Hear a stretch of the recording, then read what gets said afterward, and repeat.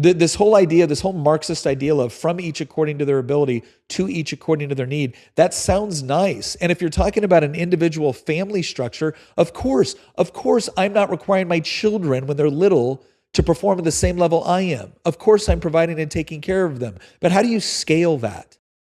See, the problem is that when my kids start to get older and get more capable, I require more of them.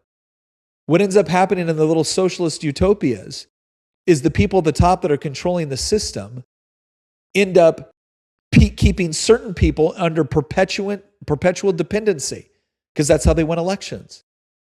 And then the other people, which they absolutely have to rely on to actually keep things moving and keep things operating and keeping the streets policed and cleaned up and the food coming in and the buildings being built, those people get tired of working extra hard in order to make sure that people like Mamdani can live in luxury, and the people that he relies on votes can live in squalor, but at least they don't got to pay for it.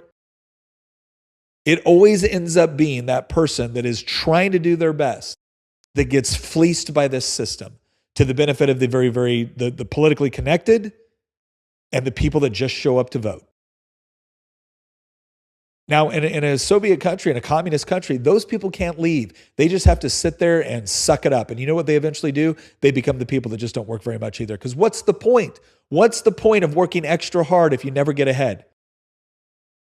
What's the point if you operate in a system where they actually lift up, praise, and take care of the people who do the least? Because after all, if it's from each according to their ability and to each according to their need, well, then the currency of the realm is not ability, it's need. And the more needs I have, the more stuff I get, right?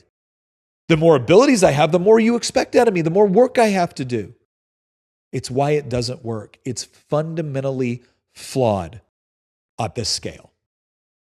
And so it's not that the right people haven't been in charge. It's not that we just haven't educated a new group of people to think about all of this differently. It just doesn't work.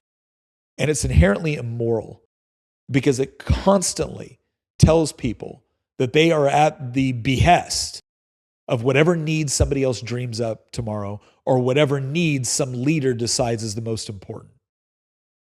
And the reason why it's going to fail in New York City is because people can still leave, and they're going to.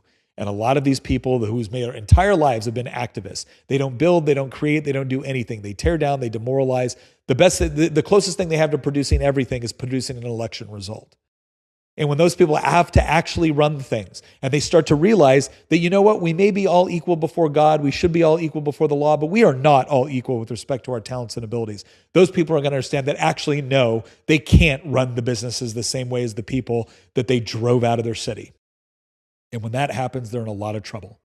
The question will be, will they learn from those mistakes? And what Mamdani's Office of Mass Engagement is there to do is to make sure they never do.